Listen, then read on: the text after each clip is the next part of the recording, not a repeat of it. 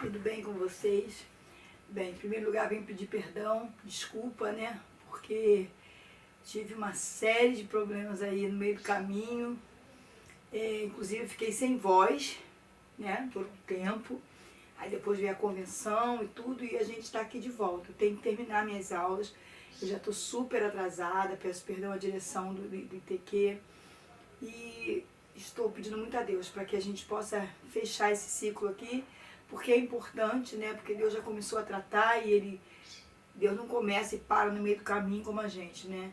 Então vamos lá, na nossa aula de hoje. Eu tenho acho que 4 aulas para terminar, que eu separei mais ou menos em 4 aulas para não ficar aulas longas, muito longas. Então a gente vai agilizar isso aí, vou ver se essa semana eu consigo fechar isso com vocês, tá bom? Orem por mim, por todos os professores, porque a gente sabe que a luta é muito grande, né? É dificuldade, até porque o inimigo não quer que a gente aprenda e conheça mais a Deus, porque quando a gente conhece, a gente é mais ainda apaixonado por Ele. E Ele se revela mais ainda a nós. Então, é imprescindível que a gente permaneça e continue, tá? Vamos lá, nós estamos falando de Paulo, de Timóteo. Você lembra de toda a história, como Timóteo começou, que ele era o discípulo que Paulo tinha como filho, né? Que Paulo via o potencial dele. E nesse momento a gente ainda está naquela parte que Deus manda Paulo enviar ele para aquela cidade que estava toda de perna pro ar e existia muita idolatria. E a gente vai saber, né, que é uma cidade em que o projeto de Timóteo, o projeto que Paulo tem com Timóteo, não tem êxito. Paulo, ele vai ganhar experiência, mas ele não vai ter o sucesso que Paulo esperava ali dentro daquela cidade. Mas a gente vai acompanhar direitinho, trazendo para a nossa realidade, para a nossa vida como líder, o que a gente precisa melhorar, o que a gente precisa aprender para desenvolver a obra de Deus. Porque a obra não é nossa, então nós temos que aprender a agradar o dono da obra, que é o Senhor Deus, tá bom? Vamos lá. Primeiramente eu quero pedir a Deus a direção, né? Que Ele já está conosco, mas a gente sempre quer entronizá-lo para que Ele possa se manifestar e se fazer presente na nossa vida. Pai, muito obrigado por mais esse dia que nos concede, essa tarde, essa noite, o horário em que esse aluno estiver diante dessa tela, assistindo desse vídeo. Pai, eu quero pedir que a nossa mente seja aberta, que a nossa mente seja esclarecida, que a Tua palavra seja reveladora para o nosso coração, traga crescimento, transformação para nossas vidas, para nossa visão, né? Conversão é mudar o rumo, mudar o caminho, e nós queremos ser mudados por Ti em todo o tempo.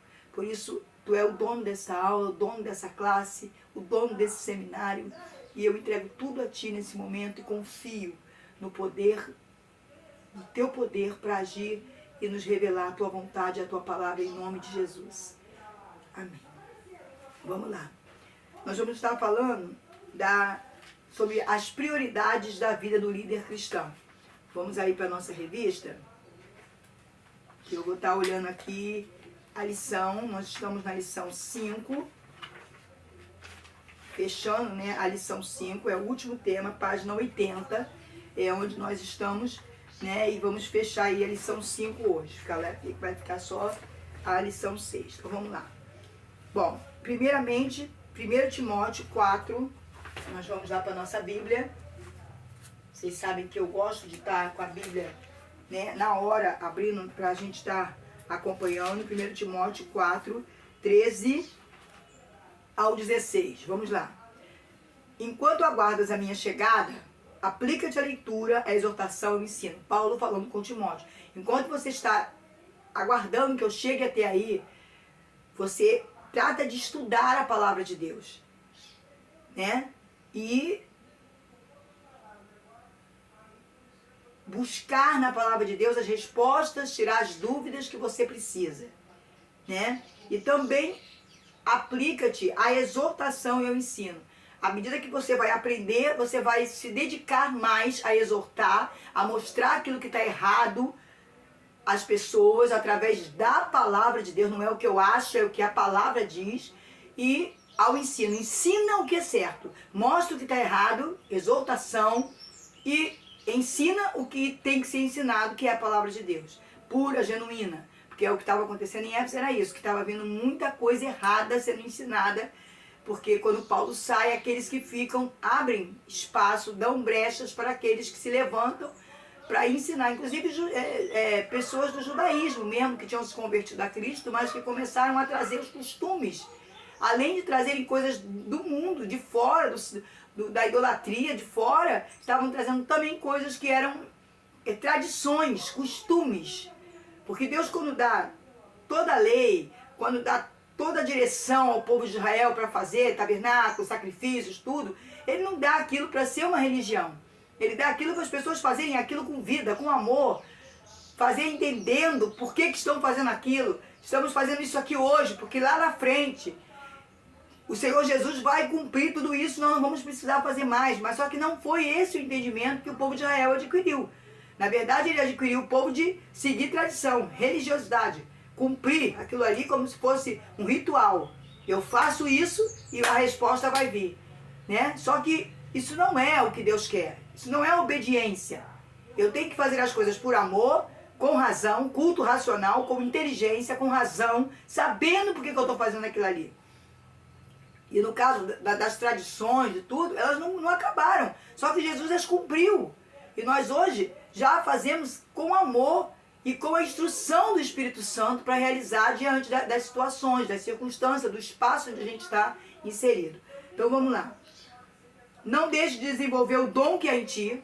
Havia um dom na vida de Timóteo, há um dom nas nossas vidas e nós temos que aplicar esse dom. Se o meu dom é ensinar, eu preciso fazê-lo com excelência. Eu preciso orar, jejuar, buscar em Deus para que esse dom seja aperfeiçoado. Eu tenho que pedir ao Espírito Santo para me ajudar a usar este dom em benefício do reino de Deus. Porque é para isso que Ele me deu o dom, que te foi outorgado por mensagem profética. Timóteo alguém orou por Timóteo, alguém pôs as mãos e profetizou sobre a vida dele. Paulo, Silas e tantos outros profetizaram, os anciãos da igreja que ele pertencia lá no começo, né, profetizaram sobre a vida dele, que ele seria alguém que ia ensinar a palavra, que ia pregoar a palavra de Deus, que ia dirigir uma igreja, que ia ser um líder, né? Então, Paulo fala com ele, desenvolve, porque o dom foi colocado, mas você tem que botar ele em prática, você tem que usá-lo, tem que fazer ele acontecer, né? Para que vidas sejam alcançadas, porque esse é o objetivo de Deus nos dar dom. Não é para a gente aparecer, para a gente fazer como a gente quer, usá-lo como a gente quer, o nosso benefício, não. O dom foi colocado em nós para que nós pudéssemos usar para ganhar almas, para edificar vidas, para o propósito maior é o reino de Deus, tá? Com imposição de mãos por parte dos presbíteros, quer dizer, os anciãos daquela época, onde a igreja que ele era lá no começo, né? Então, foi que puseram as mãos sobre ele e o ungiram para que ele saísse com Paulo para a missão de aprender a fazer o reino de Deus. Dedica-te plenamente ao cumprimento dessas responsabilidades, para que todos possam testemunhar o teu progresso. Dedica-se plenamente. Nós muitas vezes não conseguimos nos dedicar plenamente àquilo que Deus nos chamou para fazer.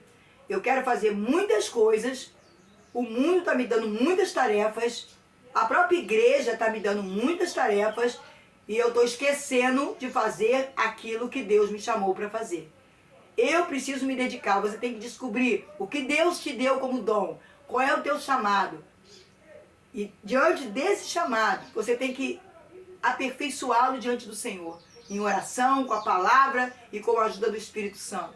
E dedicar-se a Ele, né? É como eu posso dizer hoje, se eu pudesse só dar aula, é o que eu queria fazer, porque esse é o dom que Deus me deu. Então eu queria, mas eu tenho uma igreja para dirigir e tem uma parte burocrática, administrativa que toma o nosso tempo. Eu tenho milhões de outras coisas para fazer, porque as coisas estão difíceis, porque a gente tem que trabalhar. Então, torna-se, como aconteceu, quase mais de um mês que eu estou sem poder terminar a minha matéria. Então, é algo que Deus não quer. Deus quer que a gente lute para que a gente aperfeiçoe o dom. Qual foi o meu chamado? Aonde é que Deus exerce toda a autoridade sobre a minha vida para que eu ganhe almas? Não é no ensino da palavra? Então eu preciso priorizar isso, me dedicar. Eu estou falando comigo, com você também, né? Deus te chamou para dirigir a igreja, então cuide disso com excelência. As outras coisas não são prioridade. as outras coisas vão ser acrescentadas. Você não vai fazer uma agenda pensando em outras coisas. Você vai fazer uma agenda pensando naquilo que Deus te chamou. E Deus vai cuidar de fazer essa agenda com aquilo que vai satisfazer o desejo do teu coração. Então, tem cuidado de ti mesmo e do teu ensino. Cuida também de si mesmo. Cuida também de aprender. Porque não é porque eu fui chamada para ensinar que eu não preciso sentar e aprender, que eu não preciso ouvir ninguém. Eu preciso aprender primeiro. Eu preciso ouvir primeiro. Deus precisa falar comigo primeiro, para que eu possa passar para os outros aquilo. Então, cuida de você mesma, né? E do teu ensino. Aprenda primeiro. Tem pessoas que quando começam a dirigir igreja, a pregar, a dirigir grupos missionários, acham que não precisam mais sentar para ouvir. Na hora da palavra ficam rodando, fazendo outras coisas. Procure entender que você é um discípulo eternamente. Você vai aprender com Cristo sempre. Então, sente-se, ouça, ouve o que Deus está te ensinando e te falando. Eu sei que tem momentos, nós que somos líderes, pastores de igreja, que a gente tem que sair do culto para resolver isso, mas eu tenho procurado, através do fruto do Espírito, do domínio próprio, do equilíbrio, pôr um fim nisso. A hora da palavra, a hora do louvor, a hora que eu entronizo Cristo para ser cultuado, eu preciso parar e dar ouvido àquilo que Deus quer tratar comigo. Porque é a hora que Deus também está me tratando. Persevera nesses deveres, pois agindo assim, salvarás tanto a tua própria vida, quanto a de todos que te derem ouvidos. Que, lógico, você vai buscar para você, você vai aprender com Deus, e você vai poder ser fortalecido, né? Vai poder ter sabedoria para aplicar na vida de outros, e outros serão abençoados, outros serão cheios do Espírito Santo, outros terão uma meta, um alvo que é Jesus Cristo para seguir e fazer isso com excelência. Porque muitos estão se perdendo no meio do caminho. Mesmo dentro das igrejas, muitos estão se perdendo no meio do caminho. Que isso não aconteça comigo, nem com você e nem com aqueles pela qual Deus vai te usar para levar o Evangelho. Tá bom? Então vamos voltar para o nosso estudo. Timóteo devia ter uma vida repleta de prioridades. Não deveria sacrificar suas prioridades. Se a prioridade ele tinha que estar em Éfeso, pregar, fazer o reino, estudar para poder ensinar, né? Cuidar da sua vida espiritual para não se deixar influenciar, que eram essas preocupações de Paulo, que ele se mantivesse em pé, se mantesse em pé. Então, o que acontece? Ele não podia abrir mão dessas prioridades. Ele não podia primeiro querer fazer isso, ou fazer aquilo, ou ir no shopping, ou passear. Não, ele primeiro tinha que buscar, para depois as outras coisas lhe serem acrescentadas. Para escolher suas prioridades, observe primeiro as prioridades do seu chamado. Você tem suas prioridades pessoais, eu também tenho. Mas o que é o chamado de Deus? Eu vou entrar na área material para ficar mais claro essa perspectiva, essa visão. Eu tenho as minhas prioridades. Eu tenho uma obra para fazer, eu preciso colocar uma laje numa parte da minha casa. Mas a minha prioridade, primeiro, é o meu dízimo e a minha oferta. Quando eu pego o meu salário, eu tenho que separar o dinheiro para estar juntando para fazer essa obra. Porém, a minha prioridade é o meu dízimo e a minha oferta. Eu não posso trocar, inverter as coisas. Ah, não, mas a prioridade agora eu tenho que fazer isso. Eu não vou conseguir. Então, primeiro, eu continuo no meu foco. A prioridade é eu tirar o meu dízimo e a minha oferta. As demais coisas, a minha necessidade, que eu creio que eu preciso, e que Deus sabe se eu preciso, será depois. Então, é o que ele fala que Timóteo não podia deixar de priorizar aquilo que ele foi fazer ali, que foi ensinar a palavra, tirar as mentiras do meio daquele povo e colocar de novo a verdade genuína que tinha sido pregada no início. Elas são as exigências que Deus tem feito para a sua vida. Priorizar as escrituras, aí ele fala do versículo 13, que nós acabamos de ler, né?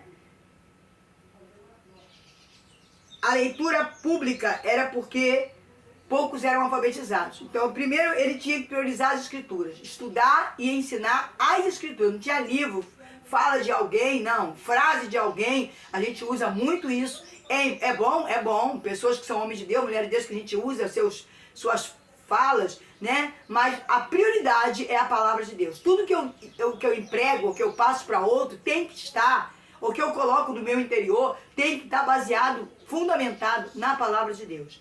Tá bom. Por que havia uma leitura pública? Porque muitos ali não eram alfabetizados. Então era necessário que a leitura da palavra fosse feita, né, para todos ali. E poucas distribuições de exemplares. Tinha poucas Bíblias. Não é igual a gente, que eu tenho 5 em casa, 6, você tem 10. Não, não é assim. Isso no Brasil. Porque existem países que ninguém tem a Bíblia. Ninguém tem acesso a ela. São distribuídos folhinhas, versículos. E Deus opera grandiosamente, porque esse povo clama, esse povo busca muito mais a Deus do que nós.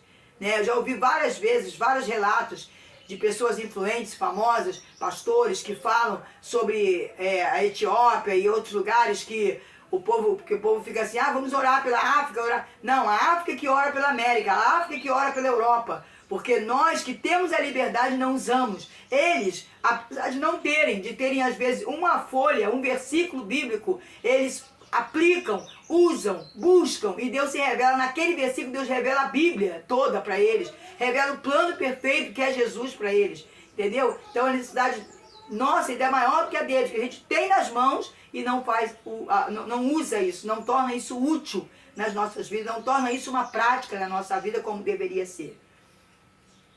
Então, o que estava acontecendo?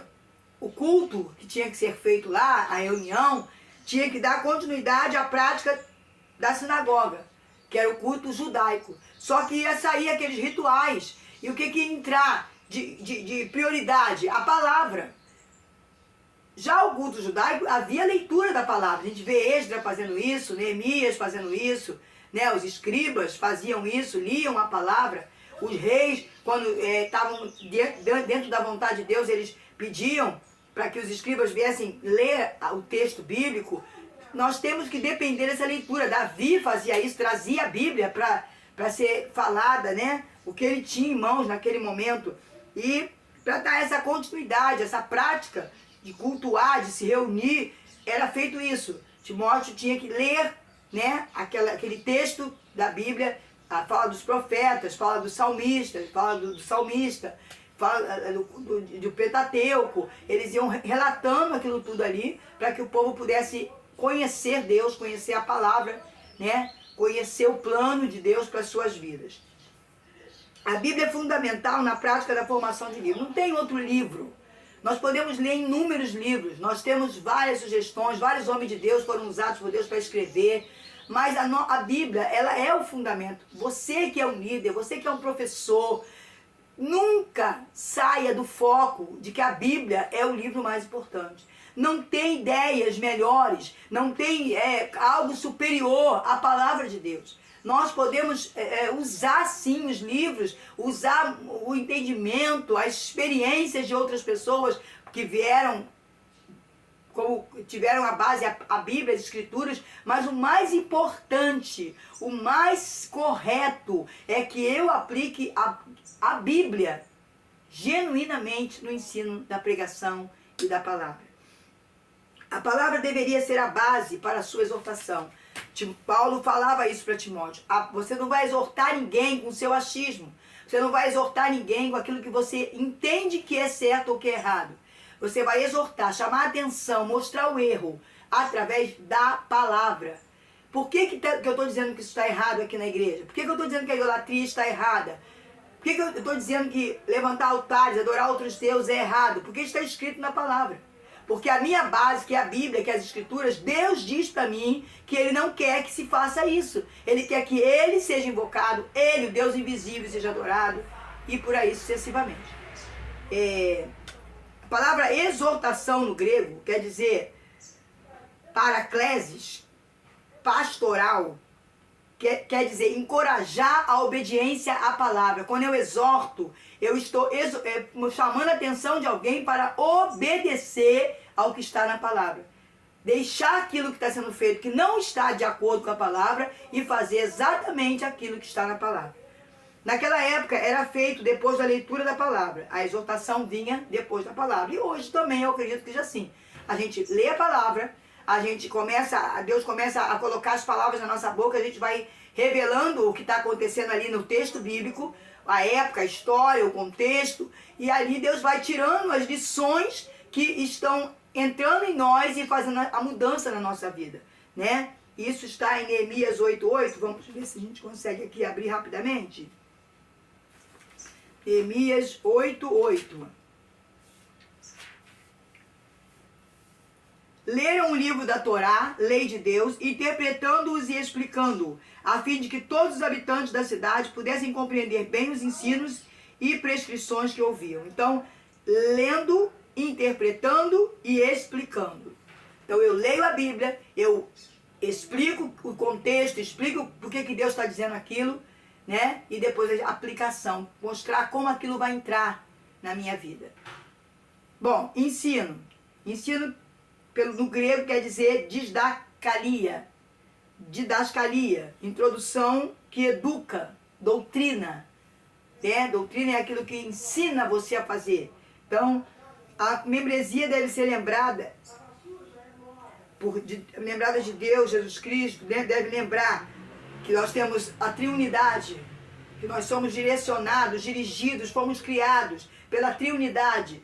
Deus Pai, Jesus Cristo, Espírito Santo. Tem que se falar de pecado, tem que se falar de salvação, tem que se falar de perdão, tem que se falar de amor, que isso é aquilo que Deus colocou na sua palavra para que nós vivêssemos, nós entendêssemos, visse as experiências, como está na Bíblia, relatos de experiências de homens com Deus, e entendesse isso para ensinar aqueles que ainda não tiveram oportunidade.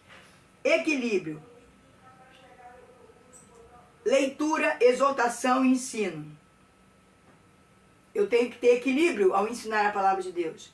Mostrar que a palavra tem que ter... Você tem que ler essa palavra. Você não pode só ouvi-la nos cultos de domingo. Você tem que ler. Você tem que estar sempre lendo a palavra, né?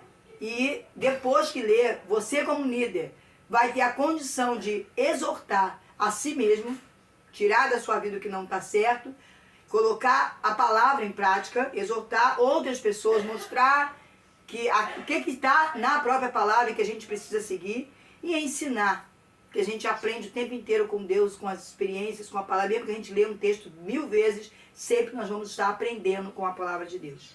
Nos dias de Timóteo, a leitura era expositiva, acompanhada de interpretação. Como eu disse, ele fazia a leitura, expunha a palavra e depois havia a interpretação.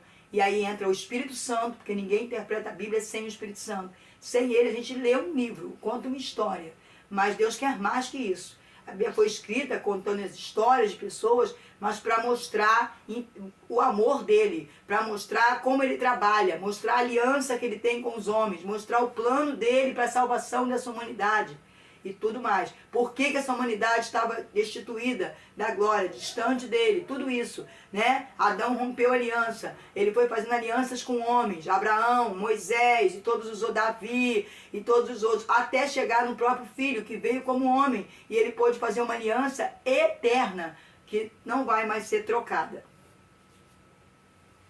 Toda instrução e exortação cristã deve ser derivada da palavra. Isso não temos mais dúvida. Versículo 14. Não negligencie o dom que há em ti. Paulo chama a atenção de Timóteo. Não negligencie o dom. Se o teu dom é ensino, não tente fazer 1000 coisas e deixar o ensino de lado, ou deixar o ensino de qualquer... porque eu sou bom, porque eu tenho dom, então aqui eu faço de qualquer jeito. Não. Para eu sentar aqui, para ensinar, eu preciso aprender. Eu preciso sentar e ouvir Deus para poder fazer. E outra coisa, quando eu estou ensinando, Deus está me ensinando. Por isso a minha necessidade, a minha ardência em querer ensinar. Porque eu sei o quanto é precioso para mim quando eu ensino. Porque eu aprendo.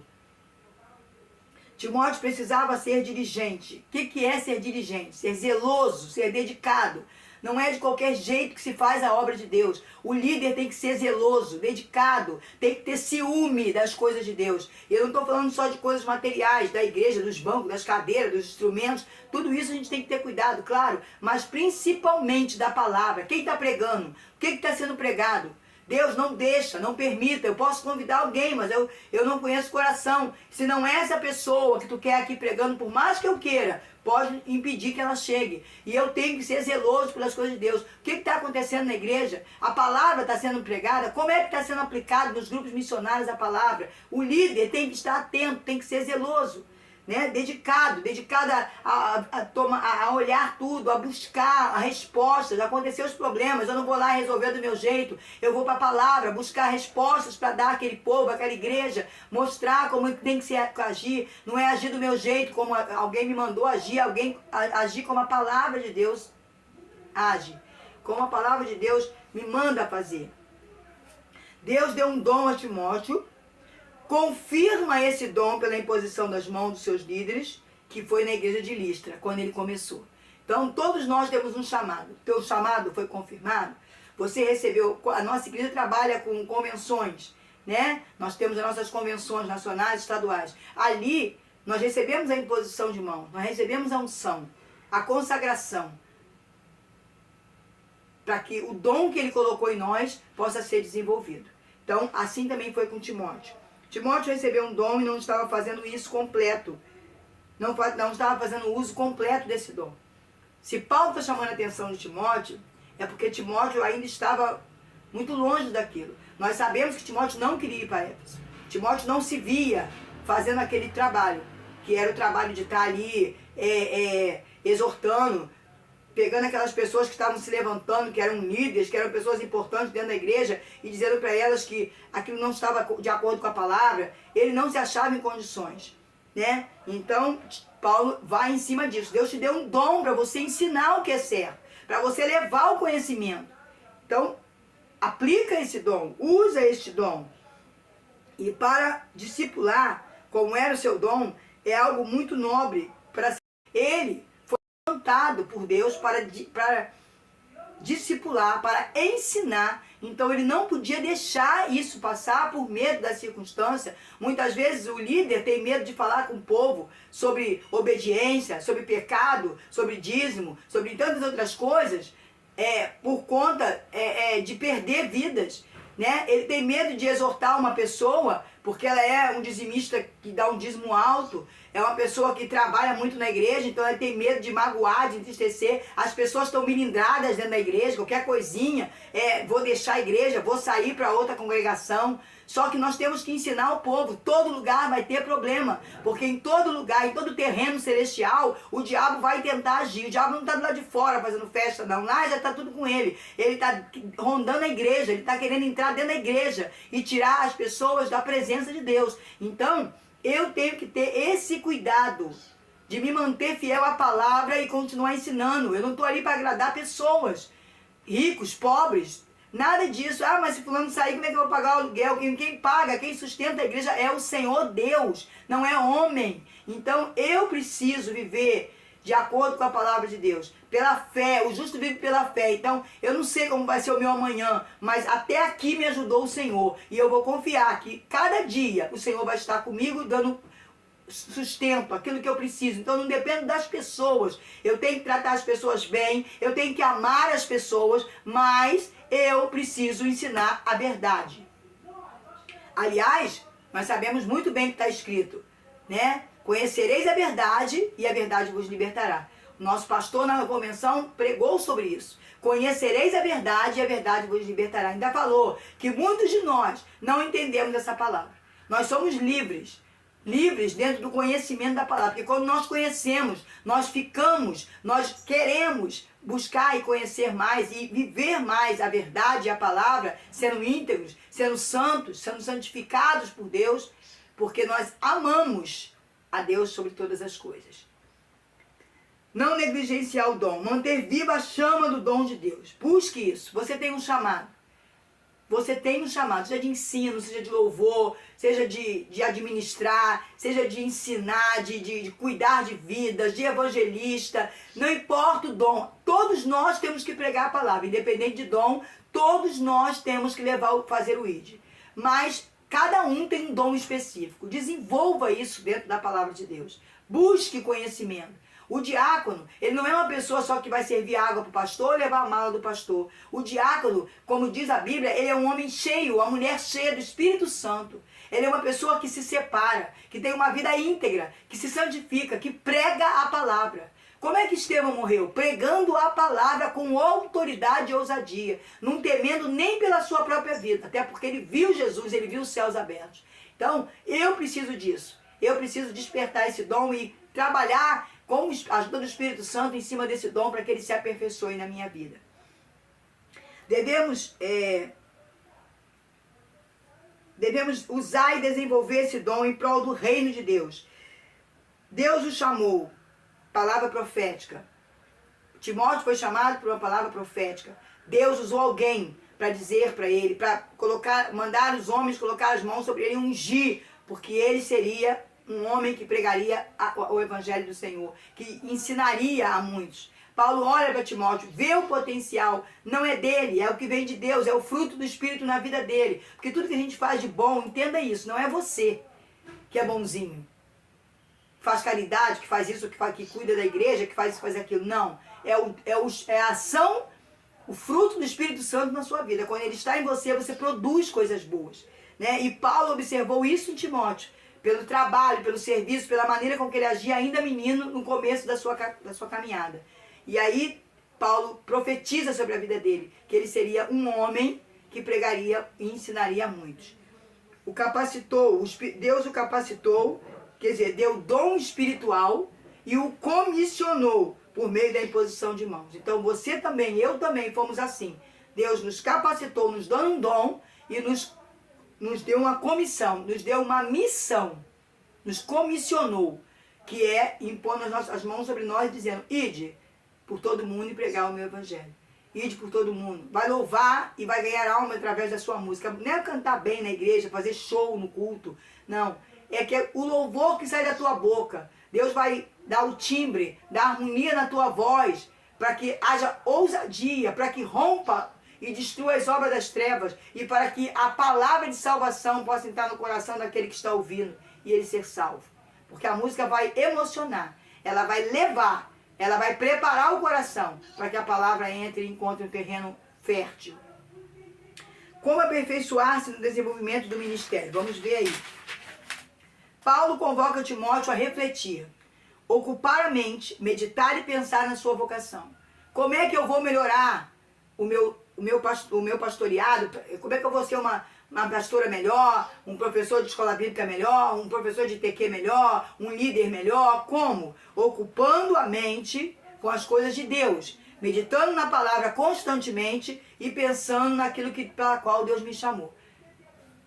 Paulo espera que Timóteo faça progresso.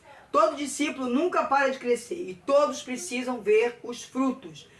A palavra de Deus diz que se conhece a árvore pelo fruto. Se ela está dando um fruto estragado, que ela não está sendo bem regada, bem alimentada. E a gente sabe que há uma semente plantada. E quem rega essa semente para crescimento é Deus. Mas Deus não arromba a porta. Ele só vai regar se eu quiser que ele regue. Que eu quiser que ele me dê a água da vida. Se eu quiser. Ele não obrigou Adão a comer de árvore nenhuma. Ele só disse, não coma dessa. Mas a árvore da vida está aqui, ó, à tua disposição. Ele não obrigou ele a comer. E ele teria que ter comido da árvore da vida para ter vida eterna. E ele deixou de mão. Ambicionou coisas erradas. Outras coisas. E a aliança foi quebrada ali. E Deus teve que trazer o seu filho para que essa aliança voltasse a existir. Né? Então, nós precisamos comer da palavra. Nós precisamos viver Jesus. Para que possamos ensinar outros a fazer isso. Tá? E quando a gente faz isso, como eu disse, quando nós estamos cheios do Espírito, nós vamos produzir frutos do Espírito. E quando a gente produz esse fruto do Espírito na nossa vida cotidiana, quando a gente produz o fruto do Espírito na nossa igreja, no nosso trabalho, porque tudo que a gente vai botar a mão vai prosperar, o Senhor vai mostrar a todos que estão em volta que Deus é conosco, que se eles buscarem, eles vão poder vivenciar e viver o que nós estamos vivendo. É necessário ser dedicado e perseverante. Tem que haver dedicação, tem que haver perseverança. Não é fácil. Não é fácil para mim estar aqui sentada gravando. Parece uma coisa simples, mas não é. É uma batalha, uma luta espiritual muito grande. O diabo não quer que eu seja usada, que eu use o dom que Deus me deu para isso. Não quer que você use o dom que Ele te deu para levantar um grupo de mulheres na sua igreja, para estar ao lado do seu pastor, para ser um pastor de excelência. Ele não quer. Então Ele vai tentar te infernizar de todas as maneiras, mas ele já é um derrotado. Então, dedique-se e persevere. Aconteça o que acontecer, eu vou fazer, eu vou terminar, eu vou continuar, até que o Senhor diga que acabou. O líder deve mostrar que ele está crescendo e amadurecendo em Cristo.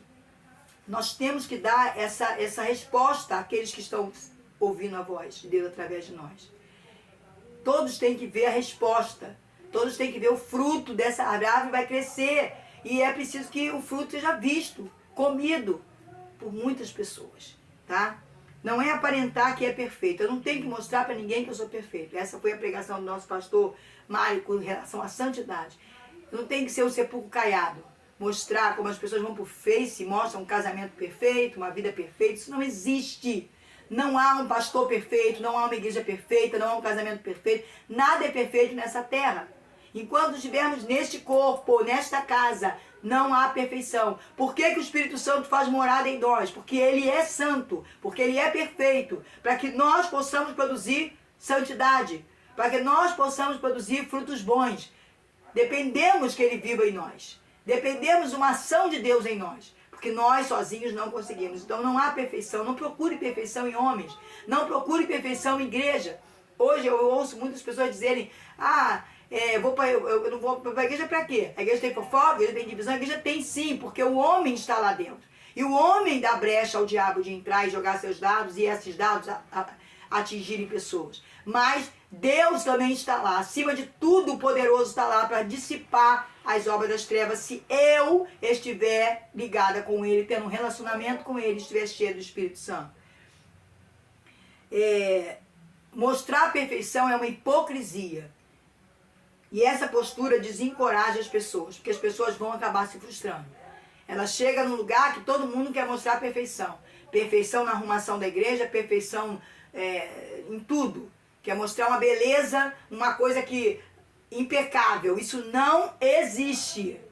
Nós temos que cuidar, nós temos que tratar, isso no mundo espiritual e no mundo físico, nós temos que cuidar da igreja, nós temos que cuidar da igreja, que somos nós temos que fazer tudo, mas sempre vai haver uma falha. Então o ser humano que está entrando, ele vai buscar a perfeição. Nós temos que mostrar para ele quem é perfeito. Por isso que eu tenho que pregar Jesus, a palavra, porque a palavra é que vai dizer o que é perfeição. Eu não. Se eu mostrar as coisas físicas que estão em volta de mim, ele vai se frustrar, porque em qualquer momento ele vai ver uma falha.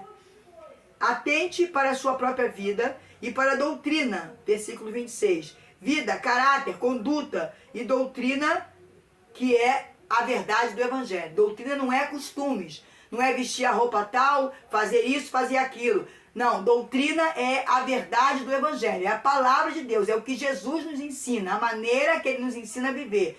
Essa é a doutrina. A doutrina da nossa igreja, os pilares da nossa igreja. Ele salva, Ele cura, Ele batiza com o Espírito Santo, Ele é o Rei que voltará. Então, essa é a minha doutrina, Jesus. Jesus, Ele faz tudo, Ele é o que age, Ele é o que move as águas, Ele é o que repreende, Ele é o que disciplina, é o que ensina. Ele é a minha doutrina. O Evangelho é a minha doutrina, a palavra é a minha doutrina, tá? Não pode haver dicotomia entre a vida pública e a vida privada. Não pode haver. Eu não posso ficar sendo uma pessoa lá fora e uma pessoa aqui dentro. Eu preciso ser a mesma pessoa. Eu preciso ser a mesma pessoa dentro da minha igreja e dentro e fora da minha igreja. Por exemplo, eu sou pastora no bairro em que eu vivo há 40 anos. Então, eu vivo aqui. Todo mundo me viu um adolescente fora da igreja. Todo mundo me viu me afastando do Evangelho depois do meu primeiro casamento. Então, todo mundo conhece quem eu sou. Conhece a minha vida, o meu caminhar, minha vida dos meus filhos, do meu marido, todo mundo me conhece. Eu não posso ser uma pessoa na igreja e outra pessoa aqui. Mas todo mundo sabe que eu consigo buscar em Deus, buscar força, buscar a presença, buscar o conhecimento, para eu tentar ser a mesma pessoa dentro e fora. Se eu busco ser uma pessoa santificada dentro da igreja, mostrar para aquele povo que eu sou a pastora, segundo o coração de Deus, que eu estou buscando isso para a minha vida, que ninguém consegue com perfeição, mas buscando isso, que eu sou uma pessoa que estou pregando o evangelho, eu quero chegar na minha casa e todo mundo, meus vizinhos, me olharem e verem a mesma pessoa, que busca ser santificada, que busca pregar o evangelho genuíno, que busca viver o evangelho genuíno. Dentro da minha casa, eu tenho ímpio, eu tenho aquele que ainda não creu em Deus, que ainda não entregou, até creu, mas não entregou a vida para Jesus. Então eu tenho que dar meu testemunho na minha casa e as pessoas de fora precisam ver como eu trato, como eu lido com essa situação. Eu tenho que ser a mesma pessoa, na igreja e fora da igreja. Timóteo tinha que se preocupar com sua integridade pessoal, vida santa, para ser exemplo para os fiéis. Ele ali não era só ensinar, ele ali tinha que ser. Eu preciso ser, para depois eu fazer, né? Eu preciso ser um servo de Deus. Eu preciso ser um discípulo de Cristo. Eu preciso ser uma pessoa íntegra, para que eu possa ensinar os outros a fazerem isso. E eles vão não só ouvir o que eu falo, mas vão ver quem eu sou. E vão observar a minha vida. E vão querer, desejar ser, não igual a mim, mas igual àquele que está em mim, que é Cristo Jesus. Foi o que Paulo disse, sejam meus imitadores. Não era imitar Paulo. Paulo era um homem falho, e muito falho. Mas imitar aquele que estava nele, que era o Espírito Santo, que é o próprio Jesus. A sã doutrina deve ser aplicada primeiro na vida do líder, depois em quem me ouve. Sugestões usadas por um teólogo famoso para treinar pastores. Vamos fechar com essas sugestões. Procurar constatar se tens o revestimento do poder do alto. Todo o tempo, não é uma vez só não. Não é quando você começou. Todo o tempo você testifica se Deus está presente na sua vida. Se Deus está te usando, se o Espírito Santo está em você, ou se você já entrou por uma praia. Já viu aquelas pessoas que falam línguas, inventando, né?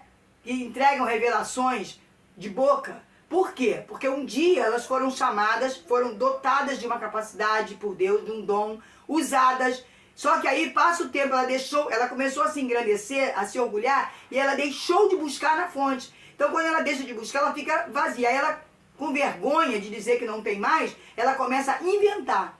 Assim é o pastor, assim é um líder. Ele começa uma bênção, mas se ele não buscar para a sua vida pessoal, ele vai chegar ali e vai ser um sepulcro caiado. Ele vai ficar falando de coisas que ele sempre ouviu, que ele escuta os outros falar, mas ele mesmo não tem uma experiência real com Deus para passar para aquela igreja.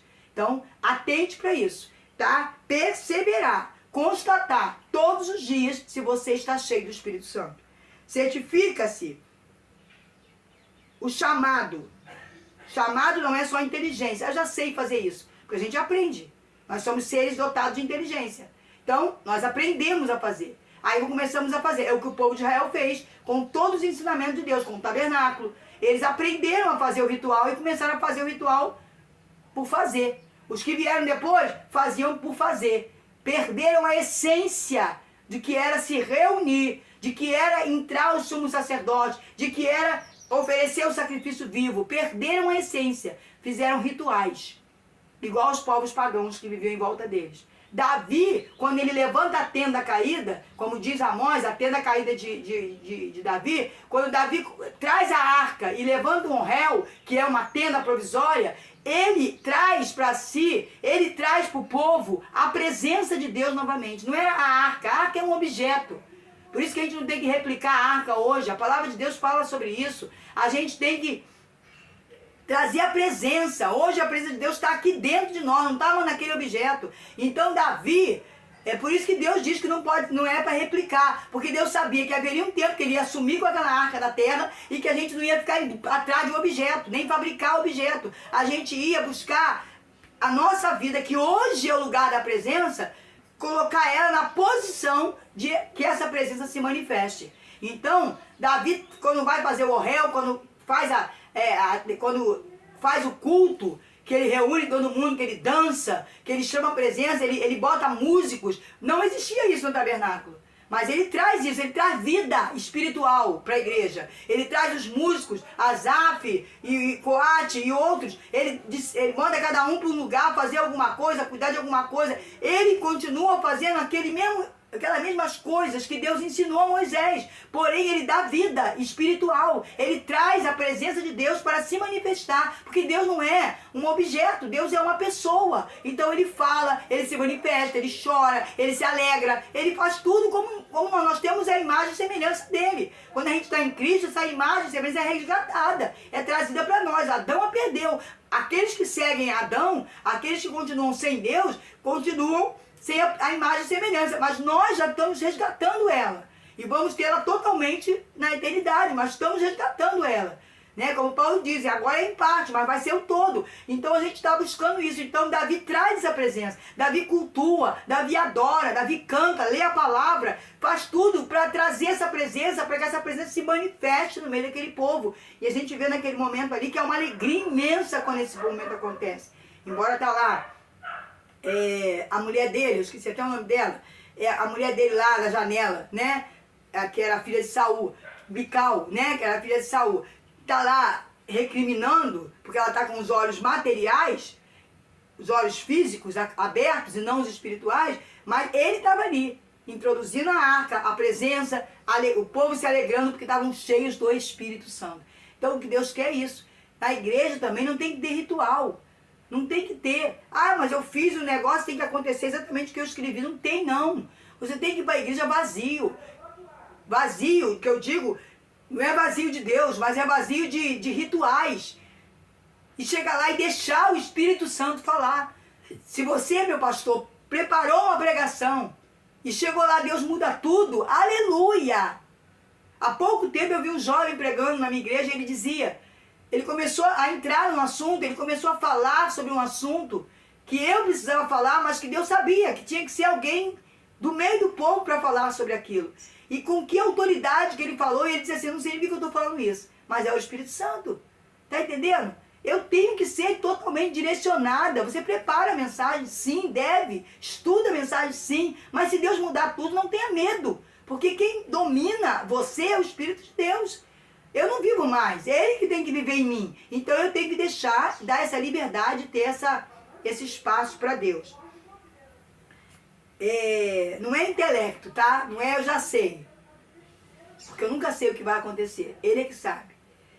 Que a Bíblia seja para ti o livro por excelência. Acautela-te contra a confiança demasiada em comentários. Cuidado, você pregou, o fogo desceu, Deus operou e começa todo mundo bater no seu ombro e de elogiar. Cuidado com isso. Eu aprendi com uma pessoa muito sábia, o meu pastor, e ele dizia para mim, não queira elogios. Elogio não vai te acrescentar nada. E quando vier, mande para Deus, porque Ele é que é digno de toda a honra e toda a glória. E é uma realidade. Hoje, com a maturidade que eu tenho, eu entendo isso. O elogio muitas vezes te atrapalha, te faz ser cheio. Eu estou lendo o livro de Reis, livro de Crônicas, e estou vendo a história de muitos reis. Reis como Jotão, como Josafá, que começaram com uma vida de bênção, agradando a Deus. Mas com as conquistas, com as vitórias, que nem foram eles que fizeram, que Deus é que guerreava por eles, com as coisas que eles criavam, que alguns criaram peças de aviões, de navios, criaram coisas que hoje foram evoluídas, que estão aí servindo para todos nós, de trabalho, né? Peças, e eles começaram a se achar. Em momento algum se ache. Você pode ter pregado muito, mas não foi você, foi o Espírito Santo.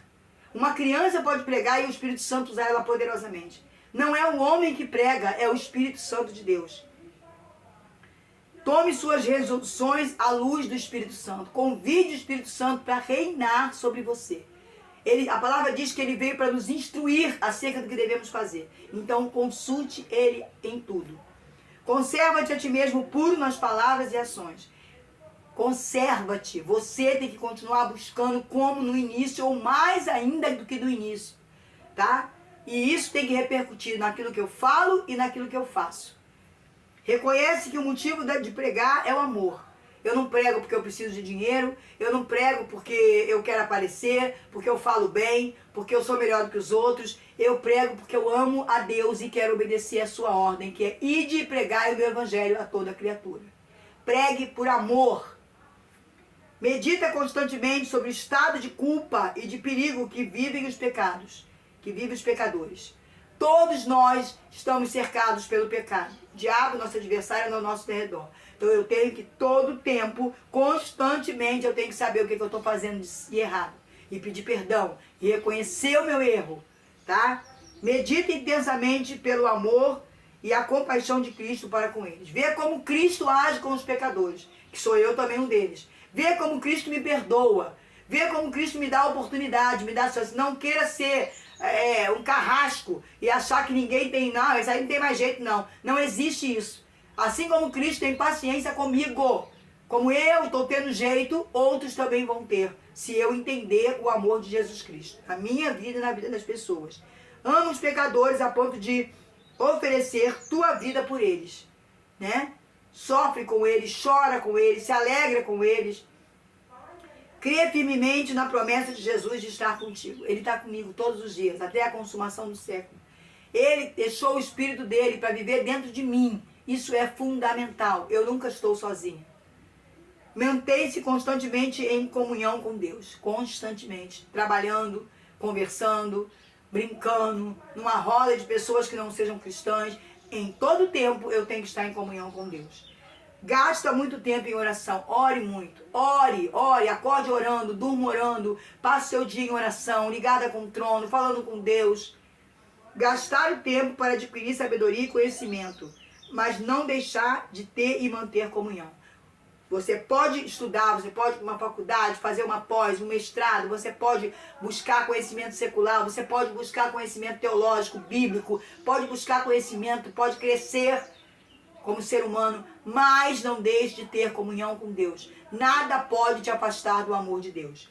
Paulo diz, perseverante nesses deveres, persevera nesses deveres, continua buscando comunhão, buscando conhecer e prosseguir em conhecer, continua. Chave da realização pessoal ou da nossa vida espiritual, pessoal, ou de qualquer área da nossa vida. Pois, agindo assim, você salvará tanto a si mesmo quanto aos que ouvem. Se você perseverar em comunhão, em oração, buscando a Deus, dando a Deus o primeiro lugar, você vai salvar a sua vida e muitas vidas. Salvará, salvação da alma, ou salvar-se dos falsos ensinos. Há dois tipos de salvação aqui aplicado, né? A salvação da nossa alma, estar com Deus eternamente, e também salvar as pessoas, salvar a mim mesmo dos falsos ensinos, das mentiras que vêm sendo pregadas. Tchau, a gente volta breve.